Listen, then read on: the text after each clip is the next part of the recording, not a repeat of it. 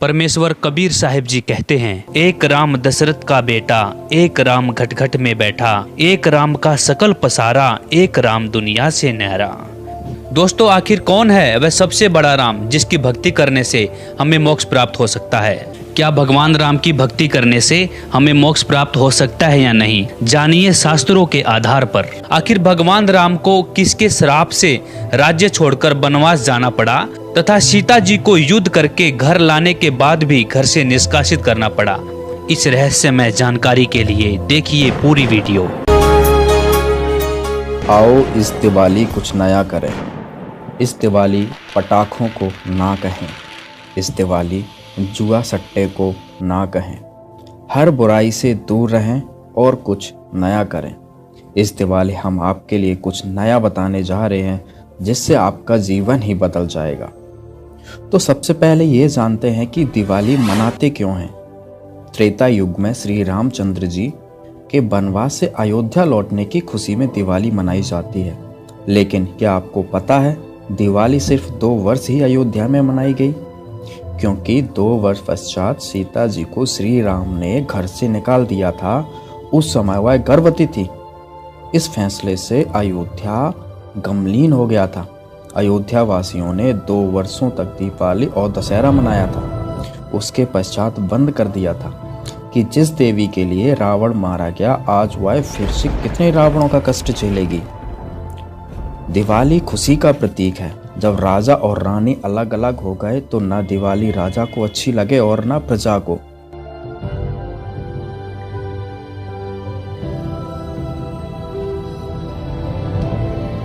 इसलिए दिवाली का पर्व उसी समय बंद हो गया था जो 2 वर्ष मनाया गया था। उसी आधार से भोली जनता यह पर्व मना रही है। अब आप खुद ही विचार कीजिए, क्या दिवाली मनाना सही है?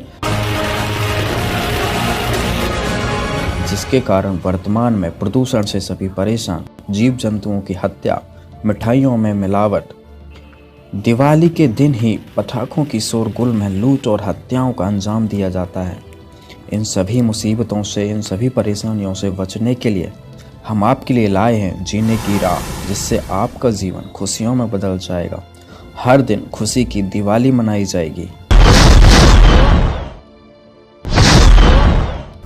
परमात्मा को पाना बहुत आसान है, सतलोक में जाना बहुत आसान है, लेकिन काल भगवान ने जो हमारे ऊपर ये अननेसेसरी बोझ लाद रखा है, जैसे 56 प्रकार की पूजाएं, नाना प्रकार की रीति रिवाजें जिनका कोई औचित्य नहीं, हम बेमतलब अपना समय व्यर्थ करते थे। जैसे होली मनाते हैं, दिवाली मनाते हैं, अब इसमें के फंड शुरू कर दिया, बम भटकावेंगे।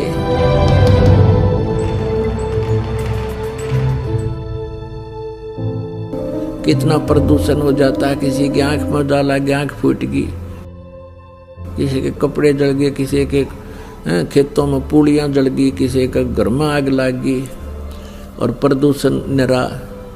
और सारी रात बड़ा है बड़ कोई मरीज है, बीमार है, उसने वो परेशानी रहे। ये कोई खुशी का तरीका है? और फिर उद्देश्य क्या? बिला इस दिन भगवान श्री राम सीता ने लेकर आया था, दिवाली वाले दिन वापस आया था, और वह गई भी तो थी कड्डी उसने 2 साल बाद से। फिर वो क्यों ना मनाया जिस दिन वह माँ दुखी रही, सारी उम्र तंग पाई? इस एक दिन के दिवाली वाले दिन ने के दे दिया सीता जी को। आजीवन भटकती रही, एक जंगल में टाइम पास किया, 2 बच्चों को लेकर के रहती थी। तो ये काल ने हमें ऐसा बना रखा है कि हम या तो भक्ति करें, नहीं करें तो ड्रामा सा करें, बस फिर इनको डाल दें इसमें 84 लाख योनियों। सीता जी के को रावण की कैद से छुड़वाने के लिए भगवान ने कितना प्रयत्न किया, श्री राम ने, और करोड़ों व्यक्तियों की हत्या होगी सीता जी को रावण की कैद से छुड़वाने के लिए। दिवाली किस उपलक्ष्य में मनाई जाती है कि श्री राम जी अयोध्या लौटे थे सीता जी को संग लेकर के। इसलिए उस खुशी में दिवाली दीपावली मनाने लगे, घर घर में दीप जगाने लगे। और कुछ ही दिनों के बाद सीता जी को स्वयं ही निकाल दिया घर से। उसका दुख कभी नहीं मनाया हमने। कहने का भाव ये है कि जो दिवाली मनाने का तरीका हमने अपना लिया ये बिल्कुल गलत है। दीपावली के दिन भगवान की कथा करनी चाहिए, ये बकवाद नहीं करनी चाहिए जो हम कर रहे थे। और सीता जी के वियोग का हमें दुख होना चाहिए।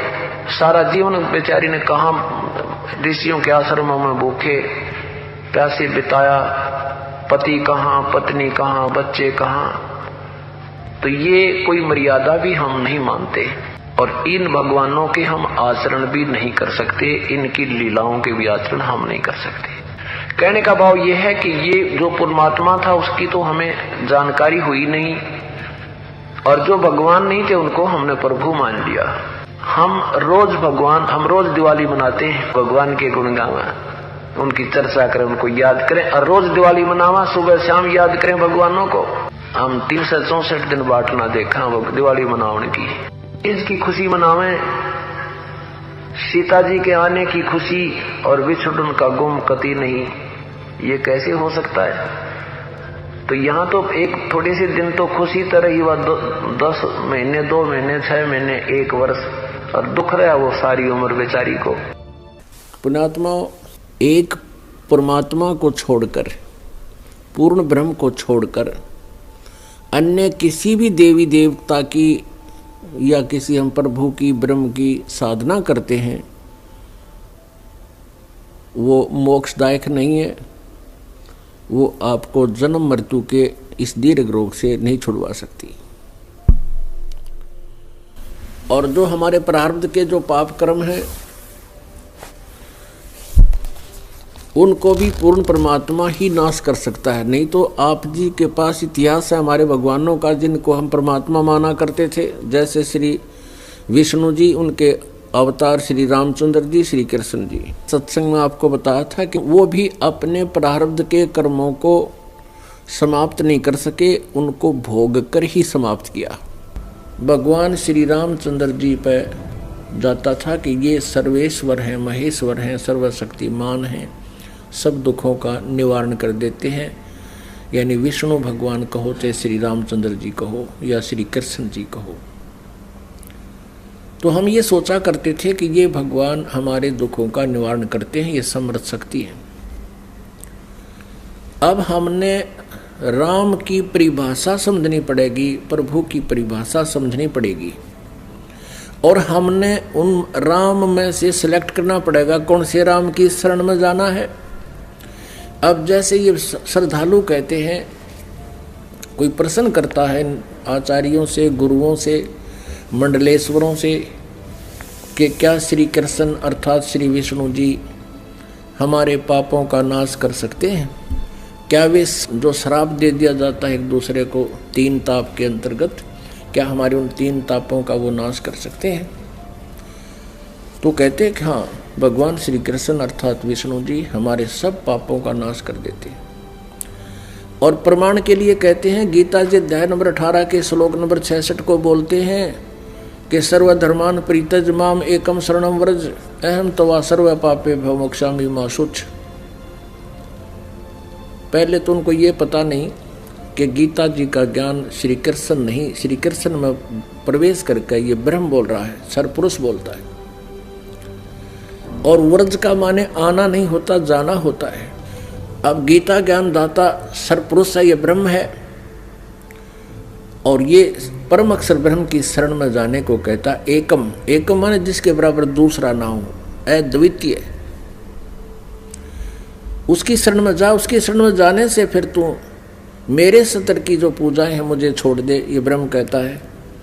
फिर मैं तुझे यहाँ कुत्ते गधे सूअर यानी कष्ट नहीं दूंगा, मैं अपना कर्जा चुका लूंगा।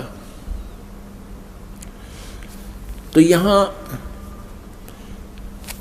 पुण्यात्मा विचार करने की बात है कि श्री कृष्ण जी और श्री रामचंद्र जी और श्री विष्णु जी अपने श्राप को, अपने पाप को, कर्म दंड को नहीं समाप्त कर सके, नाश नहीं कर सके। उपासकों का कैसे कर देंगे?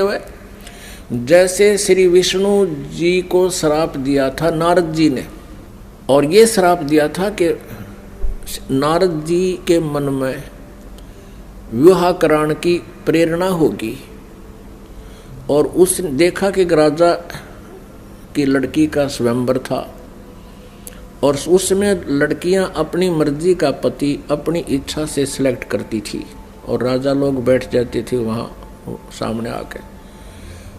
नारद जी ने विवाह कराने की सोची, और फिर सोचा भी मेरा विवाह कौन करेगा, मैंने तो कचकोला कढ़ा रखा है, इतनी मोटी चोटी सिर पे, और शकल भी ठीक को ना। तो उसने सोचा कि भगवान विष्णु से उनका स्वरूप ले लेता हूँ।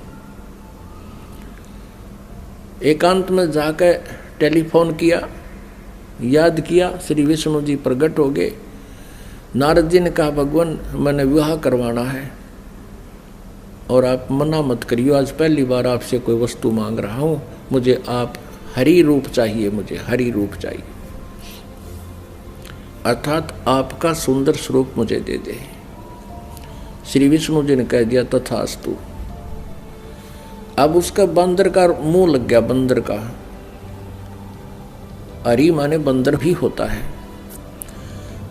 अब उसने सोचा नारद जी ने कि आज तेरे सुंदर कोई नहीं सभा में, और जाकर बैठ गया कुर्सी पर जच के। अब वह लड़की आई वरमाला लेकर, सामने देखा बालू बैठा।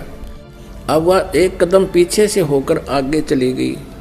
नारद जी ने सोचा शायद लड़की की दृष्टि नहीं पड़ी मेरे ऊपर। वहाँ से उठकर एक और खाली चेयर थी, दूसरे लोग वहाँ जा बैठा। जो वहाँ से भी लड़की आगे निकल गई, नारद जी कहने लगे भाई यह अंधी है क्या? और दूसरे तो बोला, साथी ने उसको यो दिखा दिया दर्पण, अगर देख अपनी शक्ल तो देख ले, हमने डर लगे तेरे थे। तब उसने देखा जब दर्पण यानी अपनी शक्ल देखी, उसने बिना गिनती की गाली दे दी विष्णु भगवान को, नारद जी ने। और उसी समय विष्णु जी आगे और विष्णु जी के गले में वरमाला उस लड़की ने डाल दी। तब नारद जी ने विष्णु जी से कहा कि तू सचमुच धोखेबाज है, जैसे आज मैं एक औरत के वियोग में रो रहा हूँ, एक जीवन तू सारा अपनी पत्नी के वियोग में रोएगा, तुम्हारा कभी मिलन नहीं हो पाओगा। उसी श्रापवश श्री विष्णु जी श्री रामचंद्र रूप में अयोध्या के राजा दशरथ के घर जन्मे। युवा होते ही विवाह हुआ, सीता जी के साथ विवाह होते ही वनवास हुआ। वनवास में तुरंत ही कुछ ही वर्षों के बाद सीता जी का अपहरण हुआ और रावण के साथ युद्ध हुआ। युद्ध के बाद घर ले आए सीता जी को, और एक धोबी के व्यंग से सीता जी को घर से निकाल दिया। आजीवन श्री राम और सीता जी का मिलन नहीं हुआ। पुण्यात्माओं, भले ही श्री रामचंद्र जी अयोध्या का राज करते थे, लेकिन जिस व्यक्ति का परिवार कहीं हो, उसकी पत्नी कहीं, बच्चे कहीं और वो कहीं, वो सपने में भी सुखी नहीं हो सकता। और अंत समय में जब उसने पता चला कि मेरे पुत्र लव और कुश यहाँ पर हैं, उन्होंने भी उससे नफरत होगी और उनसे बात करना पसंद नहीं किया, और सीता जी भी पृथ्वी के अंदर समा गई, उसके दर्शन तक नहीं किए। पुण्यात्माओं, वैसे तो हम देखो ये भगवान माना करते थे, हमारी आंखें बिल्कुल बंद हो चुकी थी ज्ञान वाली। सीता जी को जब युद्ध के बाद घर लाना चाहा था श्री रामचंद्र जी ने, तो ये कहा था कि मैं परीक्षा लेकर घर चलूँगा, यदि तू परीक्षा में सफल होगी तो मैं मान लूँगा तू निष्कलंक है, रावण से तेरा कोई संबंध शारीरिक नहीं हुआ, और यदि तू परीक्षा में सफल हुई तो खत्म हो जाएगी। क्या परीक्षा ली थी श्री रामचंद्र जी ने कि अग्नि में बैठा दी थी सीता जी को, आग लगा दी थी चिता बना के, और ये सोच लिया था कि यदि ये कलंकित होगी तो जल मरेगी टंटा कट्टे, और सही होगी निष्कलंक होगी तो जीवित रह जाएगी। तो सीता जी जली नहीं थी, परीक्षा में सफल हुई थी। उसके बाद फिर आकर के एक धोबी ने कह दिया, अपनी पत्नी ने कुटा था, वह कहता 2 दिन उस तो दुखी होकर अपने चली गई होगी मित्र प्यारी अपनी सहेली के यहाँ। और जब वो वापस आई तो उसने रात ने कुटा था और ये कह रहा था कि मैं ये दशरथ का बेटा रामचंद्र नहीं हूँ जो 12 वर्ष रावण के पास रही और फिर उसको अपने घर पे रखे बैठा है। उस समय राजा लोग एक विशेष न्यायकारी होते थे, भेष बदल कर अपनी नगरी में घुमा करते थे, कोई व्यक्ति दुखी तो नहीं है। तो रामचंद्र जी ने कान ला कर सुना तेरा जिक्र कैसे हो रहा है।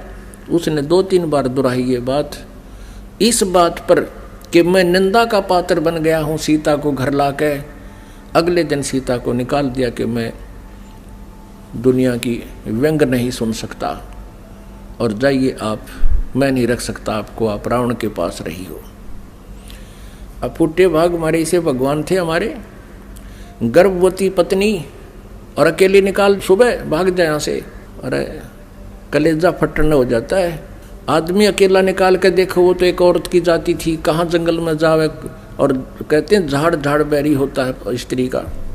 और ये थे हमारे भगवान, ये थे इनके करैक्टर, इनको हम कहते हैं मर्यादा पुरुषोत्तम। यह क्या मर्यादा थी भाई, एक गर्भवती पत्नी को और घर से निकाल देना, कितना मरो चाहे जीवे, ये तो कितना कट्टर स्वभाव होगा उस व्यक्ति का। अब कहने का भाव ये है पुण्यात्माओं, श्री रामचंद्र जी को जब पता चला, उसने अश्वमेघ यज्ञ करी थी, घोड़ा छोड़ दिया, लव कुश ने पकड़ दिया, रामचंद्र जी के छक्के छुड़ा दिए। सीता को पता चला तो दर्शन भी नहीं करे उसे, किसी के दर्शन करूं समागी धरती में। और श्री रामचंद्र जी ने आकर के वापस इसी दुख में सरयू नदी में जल समाधि ले ली, सरयू नदी में शरीर छोड़ दिया। उसके बाद फिर श्री कृष्ण रूप में जन्म हुआ और रावण के साथ युद्ध के दौरान श्री रामचंद्र जी ने सुग्रीव के भाई बाली को मारा था एक वृक्ष की ओट लेकर, यानी धोखे से। तो उसका भी बदला देना पड़ा श्री कृष्ण जी के रूप में। वही विष्णु वाली आत्मा श्री कृष्ण जी हुई और बाली वाली आत्मा यानी राम वाली आत्मा श्री कृष्ण रूप में द्वापर में जन्मे। और बाली वाली आत्मा एक शिकारी बना और उसने एक विषाक्त तीर बनवा लिया और श्री कृष्ण जी के पैर में तलवे में तीर मार दिया विषाक्त, जिसके कारण उसकी मृत्यु हुई श्री कृष्ण जी की। श्री कृष्ण जी ने जब पूछा उससे, उस पारधी से, शिकारी से, शिकारी ने भगवान से कहा कि हे राजन, मेरे से गलती धोखे से आपके पैर में तीर लग गया।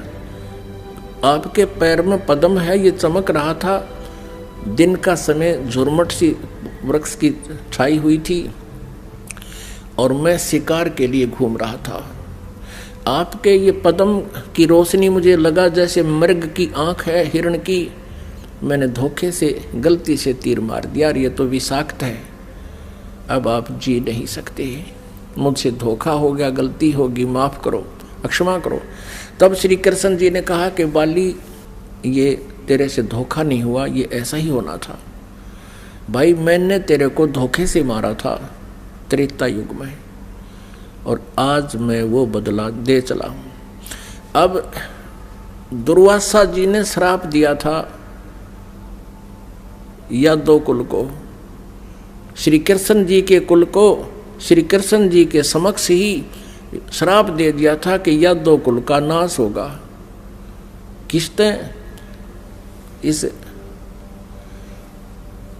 श्री कृष्ण जी का पुत्र प्रद्युम्न एक लड़की का स्वांग बनाकर पेट पर, गर्भवती लड़की का, स्त्री का स्वांग बना करके पेट पर लोहे का कड़ा बांध के ऊपर के गुजरियां वाले औरतों वाले कपड़े पहन के और एक नकली पति बनाकर दुर्वासा के पास गए थे उसे मजाक करने के लिए। और ये पूछा था कि हे ऋषि, सुना है आप भूत भविष्य वर्तमान की सभी बता देते हो, त्रिकालदर्शी हो, बताइएगा इसके लड़का होगा या लड़की। तब दुर्वासा ने ध्यान से देखा कि तो बकवाद कर रहे हैं, कह दिया था कि इससे तुम्हारा यादव कुल का नाश होगा। और दुर्वासा के श्रापवश 56 करोड़ यादव आपस में लड़कर मर गए और श्री कृष्ण जी भी उसी कढ़ाई के तीर से मरा जो उस शिकारी ने बना रखा था लोहे से। अपना आत्मा जब श्री कृष्ण जी, श्री रामचंद्र जी और श्री विष्णु जी तीनों रूपों में वो स्वयं हैं, वो अपने भी श्राप को यानी कर्म के दंड को नाश नहीं कर सके तो श्रद्धालु के कैसे कर देंगे। एक भक्त ने प्रश्न किया कि क्या श्री कृष्ण यानी विष्णु जी में कोई शक्ति नहीं है? जैसे श्री कृष्ण जी अर्थात विष्णु जी राजा मोरध्वज के घर गए थे, वहां उनके पुत्र ताम्रध्वज को आरे से चिरवा कर और उनको जीवित कर दिया था जब वो मृत्यु को प्राप्त हो गए थे। पुण्यात्मा कबीर परमेश्वर जी ने फिर ये इसका उत्तर दे रखा है, क्योंकि श्री आदरणीय धर्मदास साहिब जी ने भगवान से ये प्रश्न किया था कबीर जी से कि हे भगवान, हमने सुना है श्री कृष्ण जी ने मोरध्वज राजा के पुत्र को आरे से चरवा कर वो मृत्यु को प्राप्त हो गया था, उसको जीवित कर दिया था, और आप कहते हो कि ये समर्थ नहीं है, ये कोई परिवर्तन नहीं कर सकते। भगवान ये क्या छोटी बात है? तब परमात्मा कबीर परमेश्वर जी ने कहा था कि धर्मदास, जब महाभारत के युद्ध में और अभिमन्यु की मृत्यु हो गई थी, जो सुभद्रा पुत्र थे, और सुभद्रा श्री कृष्ण जी की सगी बहन थी, श्री कृष्ण जी अभिमन्यु को जीवित नहीं कर सके, वहीं पर वे विद्यमान थे। अब धर्मदास साहब ने पूछा कि हे भगवान, कारण क्या था? तब परमेश्वर कबीर जी ने कहा कि ये भगवान आपकी आयु और श्वास को घटा बढ़ा नहीं सकते। अभिमन्यु की आयु इतनी थी, उसके प्रारंभ में ये परिवर्तन नहीं कर सकते। सुभद्रा रोए थी, भगवान श्री कृष्ण रोए थे अपनी बहन के दुख में, पांचों पांडव रोए थे और उनका कुल नाश हुआ था। तो वहां थी समर्थता दिखाने का समय, वहां था, उसको जीवित कर देते। और वहां क्यों जीवित कर दिया ताम्रध्वज को? क्योंकि उसकी आयु शेष थी, उसके श्वास शेष थे।